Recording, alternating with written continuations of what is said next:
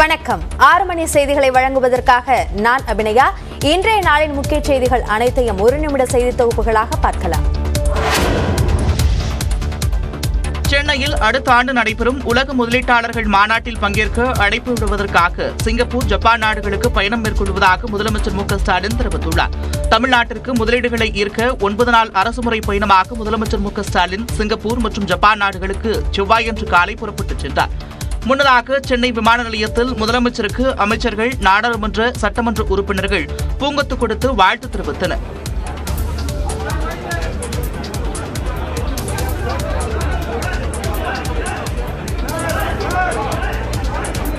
அப்போது செய்தியாளர்களிடம் பேசிய முதலமைச்சர் மு.க.ஸ்டாலின், திமுக ஆட்சி பொறுப்பேற்ற 2 ஆண்டுகளில் 2,95,000 கோடி ரூபாய் அளவிற்கு முதலீடுகள் உறுதி செய்யப்பட்டிருப்பதாக கூறினார். இந்த பயணத்தினுடைய முக்கிய நோக்கம் என்பது வருகிற 2024 ஜனவரி மாதம் நடைபெறவிருக்கக்கூடிய உலக முதலீட்டாளர் மாநாட்டிற்கு அழைப்பு விடுப்பதுதான்.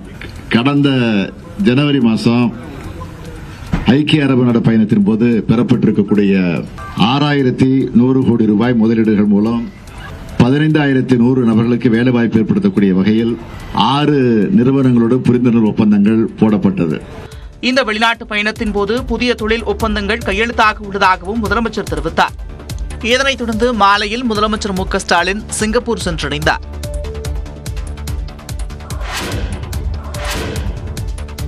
முதலமைச்சர் மு.க.ஸ்டாலினின் கடந்த வெளிநாட்டு பயணத்தால் இதுவரை எந்த முதலீடும் வரவில்லை என எதிர்க்கட்சித் தலைவர் எடப்பாடி பழனிசாமி குற்றம் சாட்டியுள்ளார்.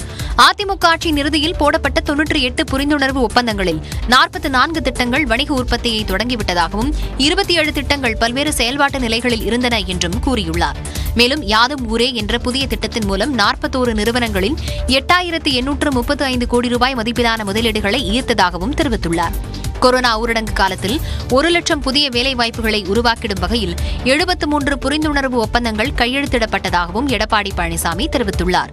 அதிமுக ஆட்சியில் போடப்பட்ட ஒப்பந்தங்களை கடந்த 2 ஆண்டுகளாக திமுக அரசு தாங்கள் செய்ததாக கூறி வருவதாகவும், புதிதாக எந்த ஒரு வெளிநாட்டு ஒப்பந்தமும் இந்த ஆட்சியில் கொண்டு வந்ததாக தெரியவில்லை எனவும் விமர்சித்துள்ளார். சென்ற முறை துபாய் சென்றுவிட்டு திரும்பிய முதலமைச்சர் 6,000 கோடி ரூபாய் முதலீடுகள் வரும் என கூறிய நிலையில் 700 நாட்கள் கடந்தும் எந்த முதலீடும் வந்ததாக தெரியவில்லை என்றும் எடப்பாடி பழனிசாமி விமர்சித்துள்ளார்.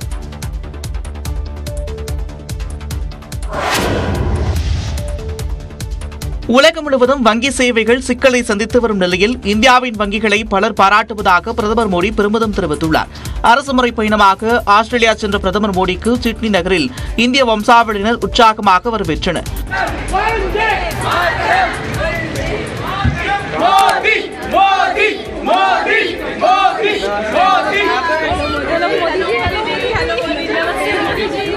பின்னர் இந்திய வம்சாவளியினர் மத்தியில் உரையாற்றிய பிரதமர் மோடி, நமது வாழ்க்கை முறைகள் வெவ்வேறாக இருந்தாலும் நாம் யோகா மூலம் இணைந்துள்ளோம் என்றார். நீண்ட நாட்களாக கிரிக்கெட் மூலம் இணைந்திருந்த நாம் தற்போது டென்னிஸ் மற்றும் சினிமா மூலம் இணைந்திருப்பதாக பிரதமர் மோடி தெரிவித்தார். जब महान शेन वॉर्न का निधन हुआ तो ऑस्ट्रेलिया के साथ कोटि-कोटि भारतीयों ने भी शोक मनाया.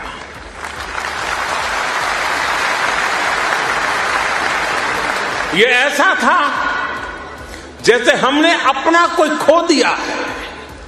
உலக பொருளாதாரத்தில் இந்தியாவை முக்கிய மையமாக சர்வதேச பொருளாதார நிதியம் பார்ப்பதாக கூறிய மோடி, ஏற்றுமதியிலும் இந்தியா புதிய உச்சத்தை எட்டியிருப்பதாக தெரிவித்தார்.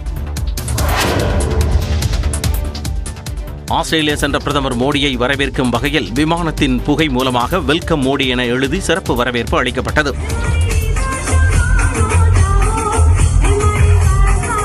அரசுமுறை பயணமாக ஆஸ்திரேலியாவுக்கு சென்ற பிரதமர் மோடி சிட்னியில் ஏற்பாடு செய்யப்பட்டிருந்த கலாச்சார நிகழ்ச்சியில் கலந்து கொண்டார். அங்கு அவருக்கு வேத மந்திரங்கள் முழங்க பாரம்பரிய முறைப்படி வரவேற்பு அளிக்கப்பட்டது.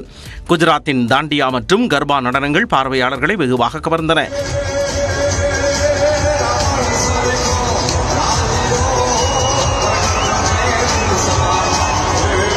இந்திய பிரதமர் மோடியை பாஸ் என கூறி ஆஸ்திரேலிய பிரதமர் ஆல்பனீஸ் பாராட்டினார். அமெரிக்க பாடகர் ப்ரூஸ் ஸ்பிரிங்ஸ்டீனை விட பிரதமர் மோடி அதிக புகழ்மிக்கவராக திகழ்கிறார் என்றும் அவர் தெரிவித்தார்.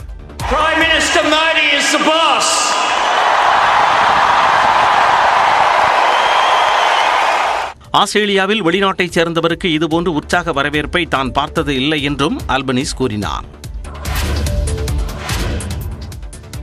2022ஆம் ஆண்டு குடிமைப் பணிக்கான தேர்வு முடிவுகள் வெளியான நிலையில் முதல் 4 இடங்களை பெண்கள் பிடித்துள்ளனர். IAS, IPS உள்ளிட்ட உயர் பதவிகளுக்கான முதல்நிலை தேர்வு கடந்த ஆண்டு ஜூன் மாதம் நடைபெற்றது. இதில் தகுதி பெற்றவர்கள் கடந்த ஆண்டு செப்டம்பர் மாதம் நடைபெற்ற முதன்மை தேர்வை எழுதினர். தேர்ச்சி பெற்றவர்களுக்கு கடந்த ஜனவரி முதல் மே மாதம் வரை ஆளுமை தேர்வு நடைபெற்றது.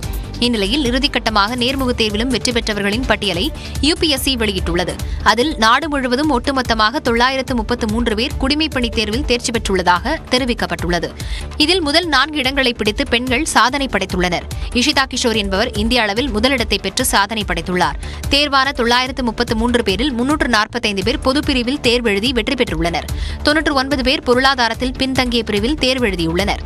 இதர பிற்படுத்தப்பட்டோருக்கான பிரிவில் 263 பேரும், பட்டியல் சமூக பிரிவில் 154 பேரும் மற்றும் பழங்குடியினர் பிரிவில் 72 தேர்வர்களும் தேர்ச்சி பெற்றுள்ளனர்.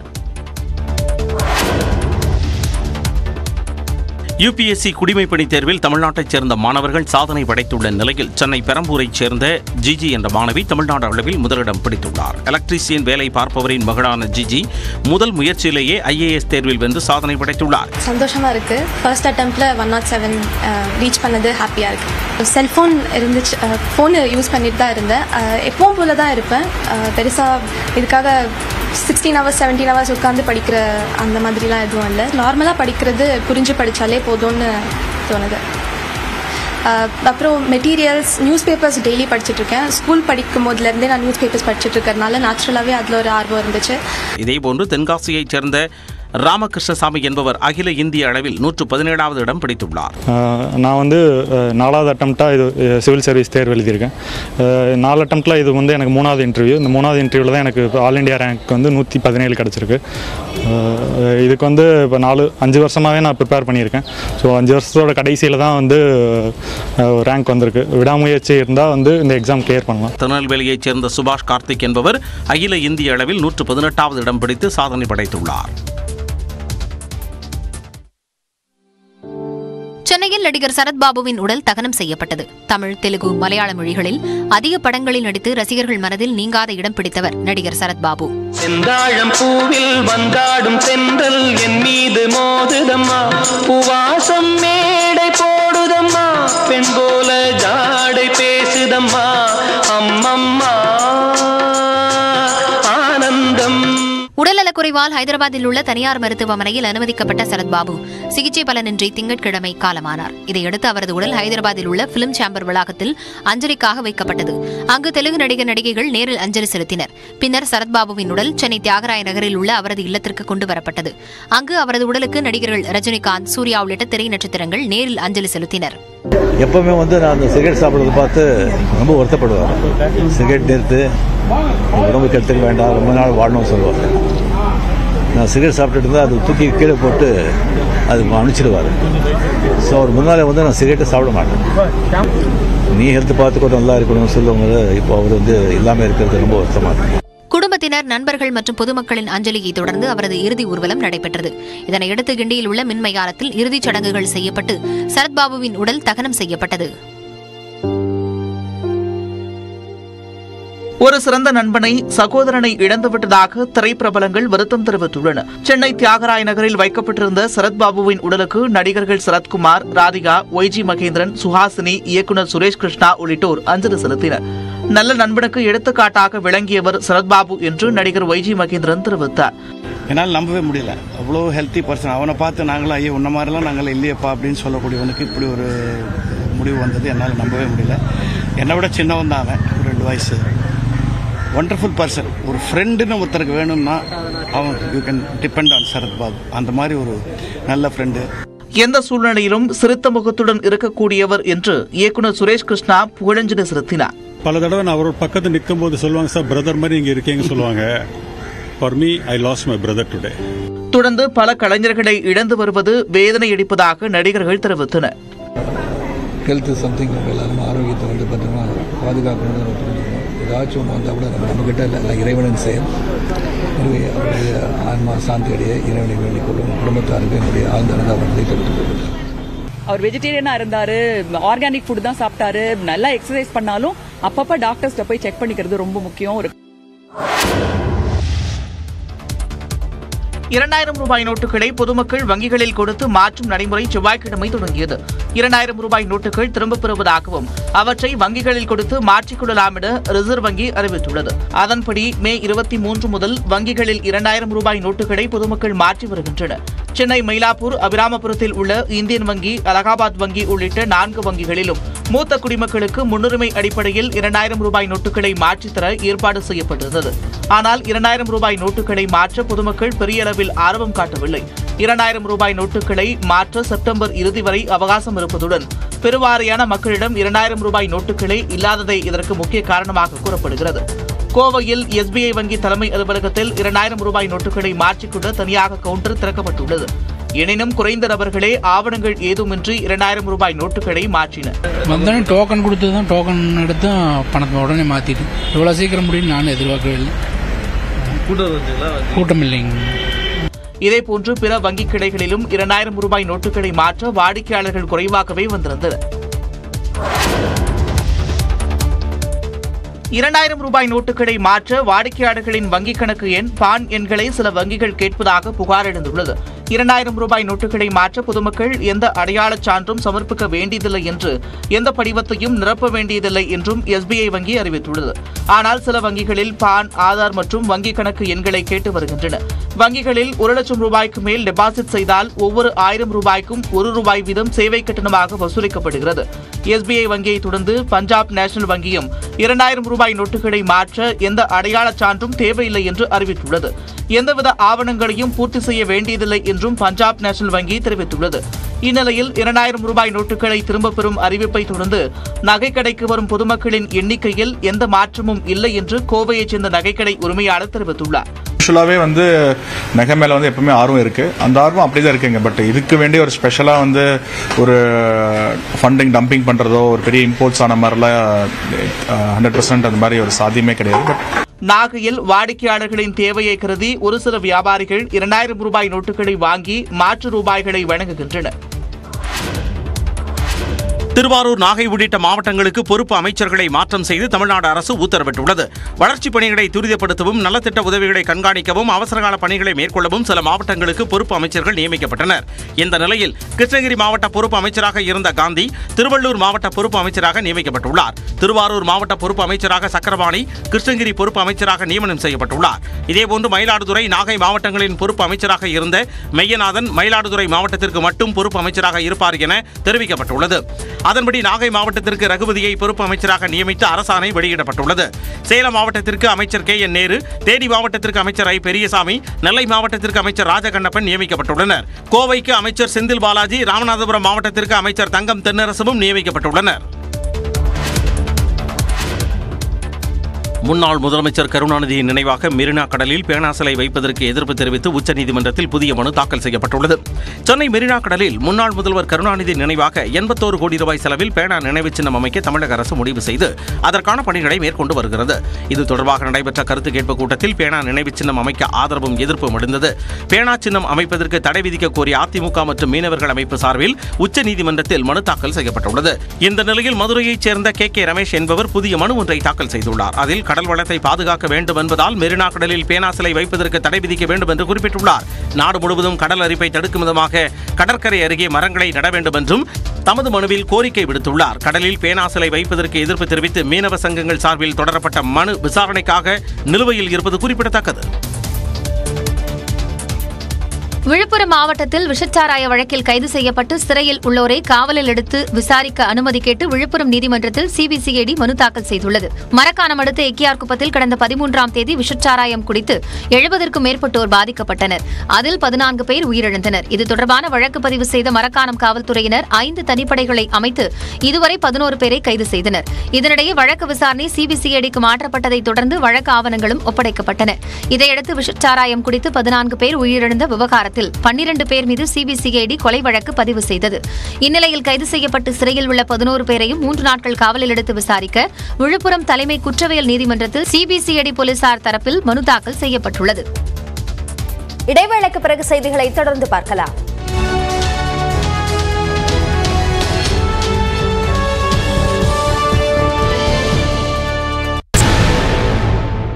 வசதியை வழக்கமான முறையில் பொதுமக்களுக்கு வழங்க வேண்டும் என்று அறிவுறுத்தப்பட்டுள்ளது. ரூபாய் நோட்டுகளை மாற்ற வரும் வாடிக்கையாளர்களுக்கு குடிநீர், நிழலில் ஓய்வெடுப்பதற்கான வசதிகளை ஏற்படுத்தி தர வேண்டும் என்று கேட்டுக் கொள்ளப்பட்டுள்ளது. நாள்தோறும் எவ்வளவு 2000 ரூபாய் நோட்டுகள் மாற்றப்படுகிறது, எவ்வளவு டெபாசிட் செய்யப்படுகிறது என்பது குறித்த தகவல்களை பராமரிக்க வேண்டும் என்றும் வங்கிகளுக்கு RBI அறிவுறுத்தியுள்ளது. இந்நிலையில் மும்பையில் செய்தியாளர்களிடம் பேசிய ரிசர்வ் வங்கி ஆளுநர் சக்திகாந்த தாஸ் 2000 ரூபாய் நோட்டுகளை மாற்ற அவசரப்பட வேண்டாம் என்று கேட்டுக்கொண்டார். We have more than adequate quantity of printed notes already available in the system, not just with the RBI, but also at the currency chests which are operated by the banks. பண மேலாண்மை நடவடிக்கையின் கீழ் 2000 ரூபாய் நோட்டுகளை வாபஸ் பெறுவதாகவும் அவர் தெரிவித்தார். தமிழ்நாடு முழுவதும் ஏற்கனவே திட்டமிட்டபடி ஜூன் 1ஆம் தேதி அரசு பள்ளிகள் திறக்கப்படும் என பள்ளிக்கல்வித்துறை அமைச்சர் அன்பில் மகேஷ் பொய்யாமொழி தெரிவித்துள்ளார். தேர்வுகள் முடிந்து பள்ளி மாணவர்கள் கோடை விடுமுறையில் உள்ள நிலையில் வெயில் காரணமாக பள்ளிகள் தாமதமாக திறக்கப்படும் என தகவல் பரவியது. இந்நிலையில் கோடை விடுமுறை முடிந்து திட்டமிட்டபடி ஜூன் 1ஆம் தேதி அரசு பள்ளிகள் திறக்கப்படும் என பள்ளிக்கல்வித்துறை அமைச்சர் அறிவித்துள்ளார். 6 முதல் 12ஆம் வகுப்பு வரையிலான மாணவர்களுக்கு ஜூன் 1ஆம் தேதியும், 1ஆம் வகுப்பு முதல் 5ஆம் வகுப்பு வரையிலான மாணவர்களுக்கு ஜூன் 5ஆம் தேதியும் பள்ளிகள் திறக்கப்படும் என அமைச்சர் கூறினார்.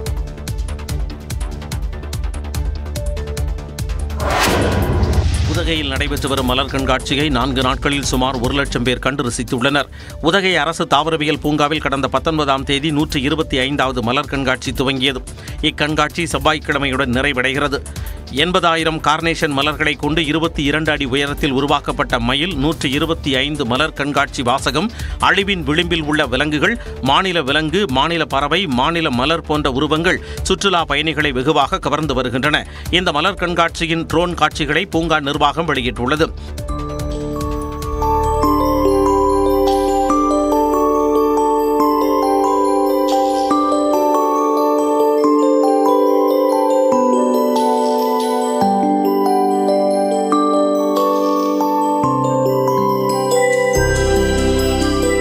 மலர் கண்காட்சியை கடந்த 4 நாட்களில் 1 லட்சம் சுற்றுலா பயணிகள் கண்டு ரசித்துள்ளனர்.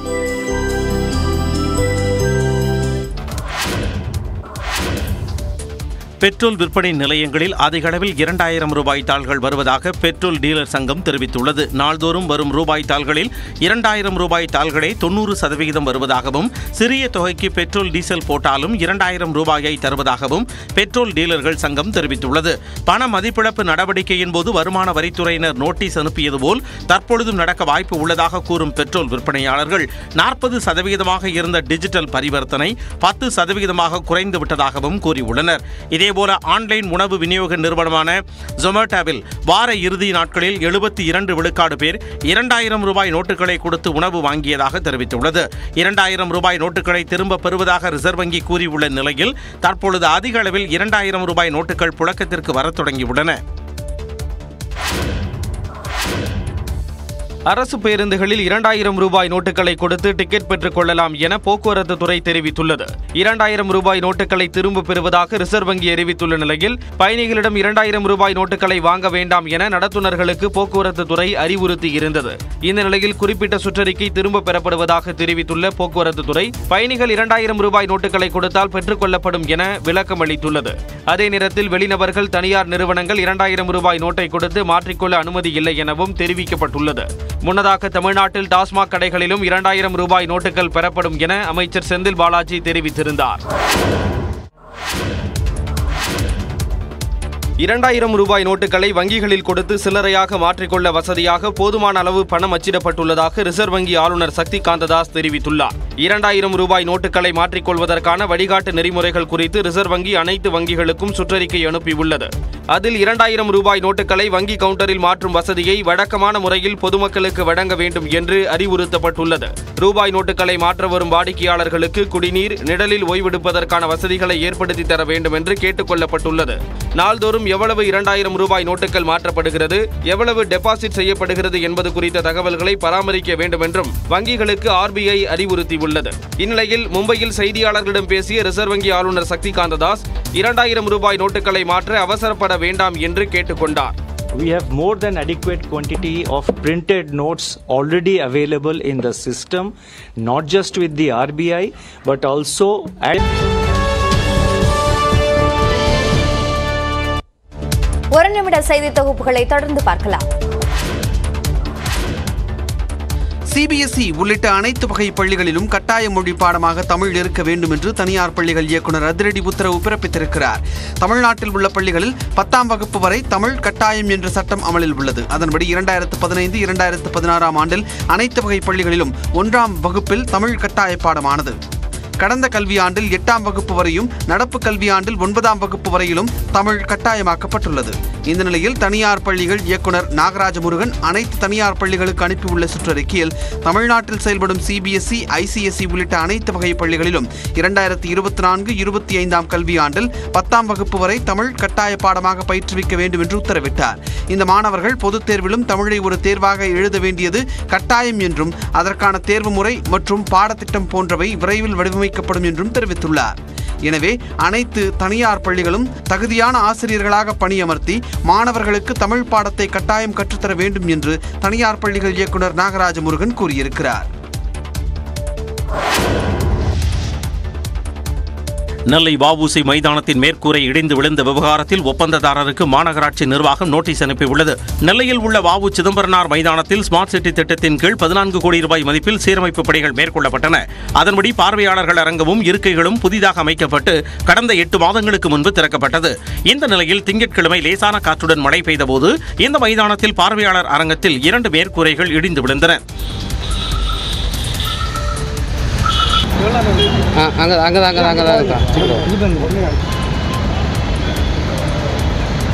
புதிதாக அமைக்கப்பட்ட மேற்கூரைகள் லேசான காற்றுக்கு கூட தாக்குப்பிடிக்காமல் இடிந்து விழுந்த சம்பவம் அதிர்ச்சியை ஏற்படுத்தியது.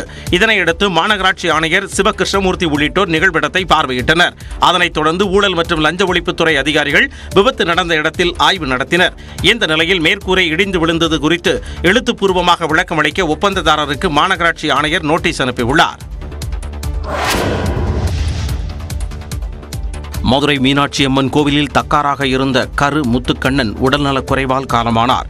கடந்த 18 ஆண்டுகளாக தக்காராக இருந்த கரு முத்துக்கண்ணன் மீனாட்சி அம்மன் கோவில் புனரமைப்பிற்காக பல்வேறு நடவடிக்கைகளை எடுத்திருக்கிறார். இந்நிலையில் உடல்நலக் குறைவால் பாதிக்கப்பட்டிருந்த கரு முத்துக்கண்ணன் செவ்வாய்க்கிழமை காலை உயிரிழந்தார். ஆளுநர் RN ரவி வெளியிட்டுள்ள இரங்கல் குறிப்பில் கரு முத்துக்கண்ணன் மறைவு சமூகத்திற்கே பேரிழப்பு என தெரிவித்துள்ளார். அதேபோன்று இரங்கல் தெரிவித்துள்ள முதலமைச்சர் மு.க. ஸ்டாலின் தொழில், கல்வி, திருப்பணிகள் என அனைத்திலும் சிறந்து விளங்கிய கரு முத்துக்கண்ணனின் மறைவு பேரிழப்பு என குறிப்பிட்டுள்ளார். இதனிடையே மதுரை கோச்சடையில் வைக்கப்பட்டிருந்த அவரது உடலுக்கு அமைச்சர்கள் பழனிவேல் தியாகராஜன், மூர்த்தி, உதயநிதி ஸ்டாலின், திமுக MP கனிமொழி உள்ளிட்டோர் அஞ்சலி செலுத்தினர். மதிமுக பொதுச் செயலாளர் வைகோவும் அஞ்சலி செலுத்தினார்.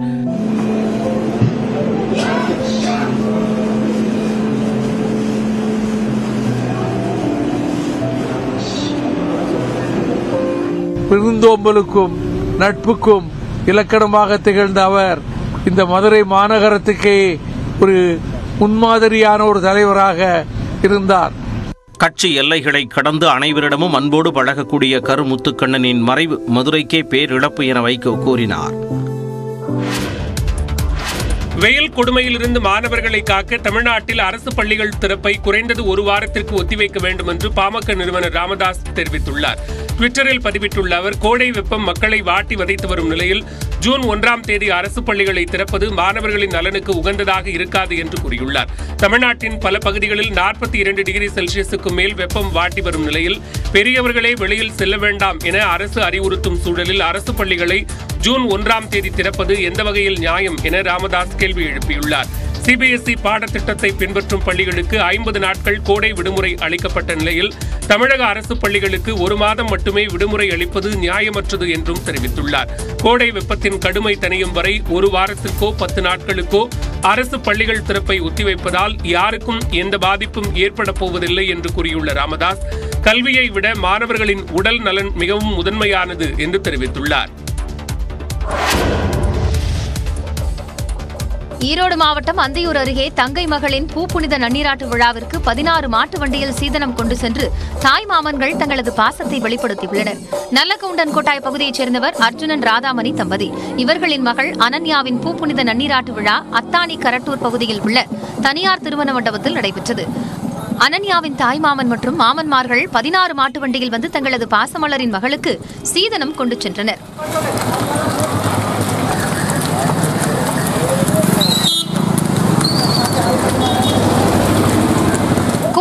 பண்பாட்டு முறைகளை பறைசாற்றும் வகையில் நடைபெற்ற விழா காண்போரை புருவம் உயர்த்தச் செய்தது.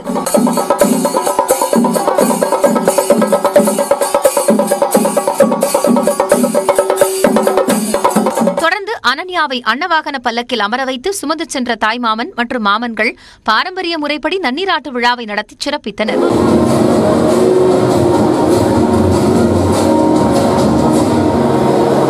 தற்போதைய சந்ததியினரும் தெரிந்து கொள்ளும் வகையில் இதுபோன்று மாட்டு வண்டியில் சீர்கொண்டு விழா நடத்தியதாக தெரிவித்தனர்.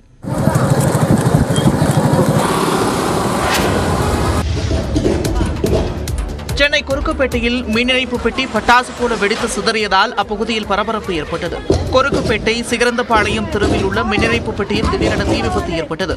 பெட்டியிலிருந்து நெருப்பு பொறிகள் வெளியேறி அதீத சத்தத்துடன் பட்டாசுகள் போல வெடித்து சிதறியதால் அப்பகுதி மக்கள் அச்சமடைந்தனர்.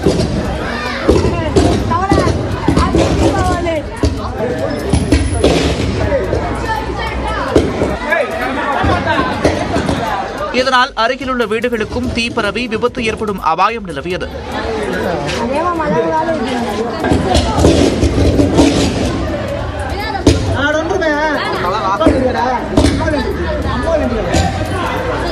தகவல் அறிந்து உடனடியாக சம்பவ இடத்திற்கு விரைந்த மின்வாரிய ஊழியர்கள் அப்பகுதியில் மின் இணைப்பை துண்டித்தனர்.